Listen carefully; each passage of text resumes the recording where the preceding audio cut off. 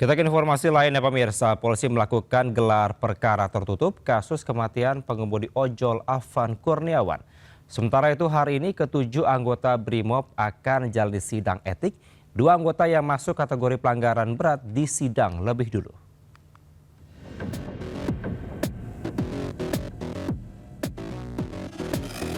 Gelar perkara kematian pengemudi ojek online Afan Kurniawan digelar tertutup melibatkan sejumlah pihak diantaranya Kompolnas dan Komnas HAM. Dugaan pelanggaran HAM yang terjadi dalam kasus meninggalnya Afan Kurniawan melibatkan 7 anggota BRIMOB pada Kamis malam 28 Agustus 2025 lalu.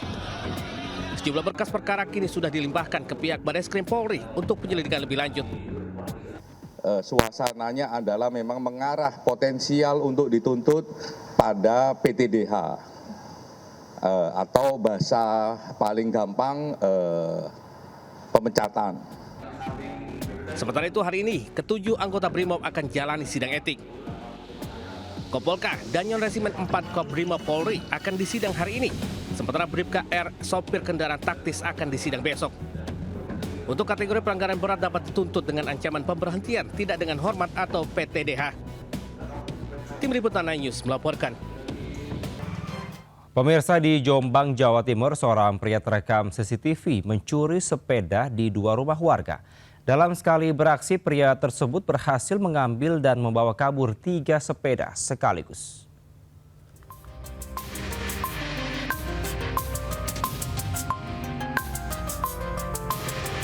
Aksi pencurian sepeda yang dilakukan seorang pria di wilayah Peterongan, Kabupaten Jombang, Jawa Timur terekam CCTV.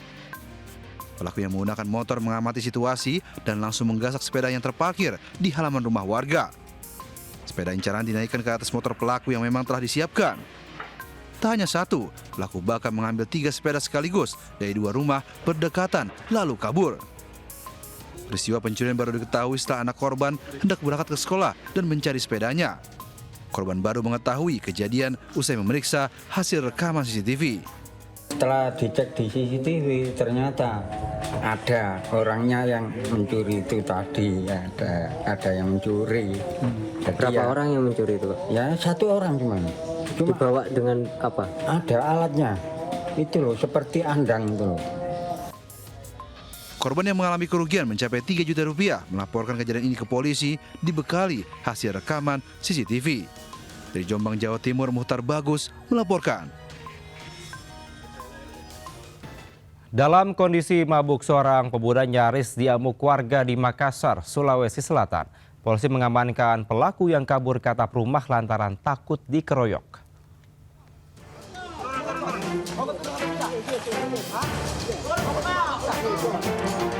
Dalam kondisi mabuk, seorang pemuda naik ke atap rumah karena takut dikeroyok massa di Jalan Biring Roman 3 Makassar, Sulawesi Selatan.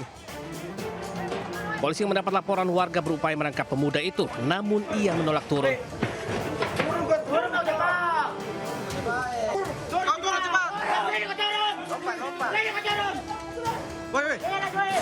Pada akhirnya pemuda itu terjatuh dari atap hingga tak sadarkan diri.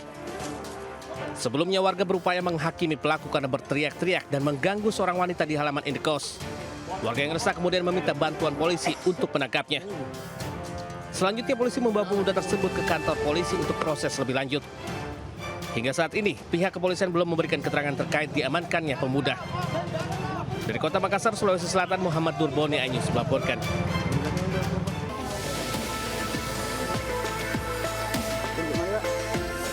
Warga Desa Mojo, Kecamatan Padang, Lumajang digegerkan dengan peristiwa pembunuhan yang terjadi Selasa pagi.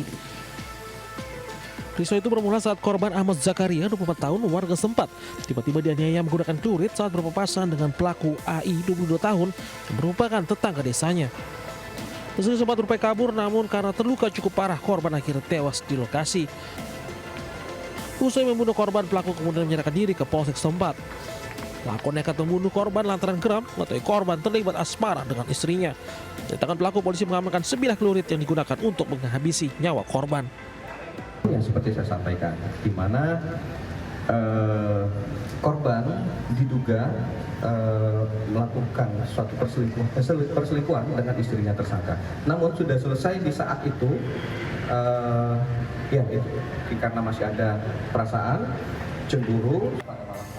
Kini pelaku harus mempertanggungjawabkan perbuatannya dan dijerat pasal 338 tentang pembunuhan, ancaman hukuman maksimal 15 tahun pidana penjara. Dari Lumajang, Jawa Timur, Yayan Nugroho, iNews melaporkan. Pemirsa, polisi kembali gelar olah tempat kejadian perkara di lokasi temuan 5 jenazah di Indramayu, Jawa Barat. Dalam kasus ini, polisi telah memeriksa 5 saksi.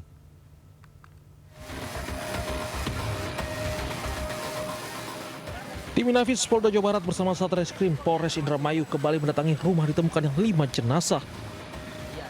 Tugas olah TKP lanjutan di hampir seluruh area dalam dan sekeliling rumah, termasuk beberapa ruangan yang diduga menjadi lokasi pembunuhan kelima korban. Petugas berupaya menemukan sidik jari di beberapa tempat, seperti pintu dan tembok rumah. Sejumlah barang bukti dari lokasi diamankan untuk pendalaman lebih lanjut. Sementara petugas masih menunggu hasil otopsi penyebab kematian korban sebelum dikubur dalam satu liang. Kematian tragis satu keluarga ini membuat tetangga terpukul. Ya, keluarga Pak Budi tuh baik, ya ramah, ya nggak inilah maksudnya mah nggak nyangka gitu sampai bisa ada kejadian kayak gini tuh. Sama tetangga-tetangga masyarakat juga sering membaur, Bu? Iya, membaur, sering membaur. Sebelumnya temuan 5 jenazah satu keluarga membuat geger warga Indramayu. Korban ditemukan terkubur dalam satu liang di belakang rumah yang diduga sudah lebih dari 2 hari tewas. Dari Indramayu, Jawa Barat, Toy Iskandar melaporkan. Aksi penipuan terjadi di toko kelontong di Depok, Jawa Barat. Pelaku yang merupakan seorang emak-emak beraksi membawa sang anak dan berhasil membawa kabur 90 bungkus rokok dengan modus memesan sejumlah sembako di toko tersebut.